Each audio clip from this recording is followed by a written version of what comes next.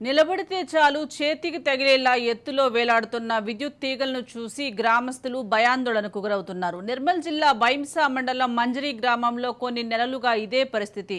విద్యుత్ తీగలు కిందకు వేలాడే ఉంటున్నాయి. దీంతో గ్రామస్తులు టెంట్లు వేయాలన్నా ఏదైనా వెహికల్ తీసుకువెళ్లాలన్నా జంకుతున్నారు. ఇప్పటికే ఈ సమస్యలపై అధికారులకు పలుమార్లు ఫిర్యాదు చేశామని, ఇప్పటికైనా స్పందించి సమస్య పరిష్కరించాలని గ్రామస్తులు కోరుతున్నారు.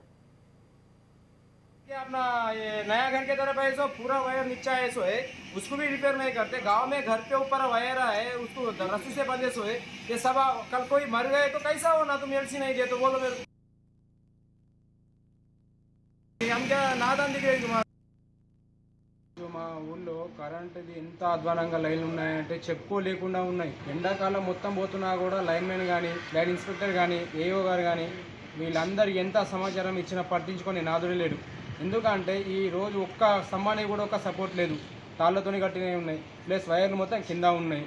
మరి మేము అంటే వీళ్ళు చేస్తామని అంటారు, కాకపోతే ఇంకా దీన్ని పట్టించుకునే లేదు. వర్షాలు స్టార్ట్ అవుతున్నాయి, మరి ఈ పనులు ఎప్పుడు చేస్తారు వీళ్ళు? ఇంకా ఈ వర్షాకాలంలో చేనులో పోయి పని చేసుకొని వస్తారు. ఇప్పుడు సాయంత్రం పూట కరెంటు లేకుంటే ఎంత ఇబ్బంది పడతారు. ఒకటైతే వాటర్ కావాలి, వాటర్ స్పెషల్ దొరకదు. మళ్ళీ ఈ టైంలో మేము తీసేసి చేస్తామంటే ఇంత ఎండాకాలం పోతున్నా కూడా దీన్ని పట్టించుకోలేరు. ఎన్నిసార్లు అయిపోయినా కూడా దీని మీద యాక్షన్ ఏం లేదు. మేము ఇటు కడకుండా మాయదే కదా బాధ.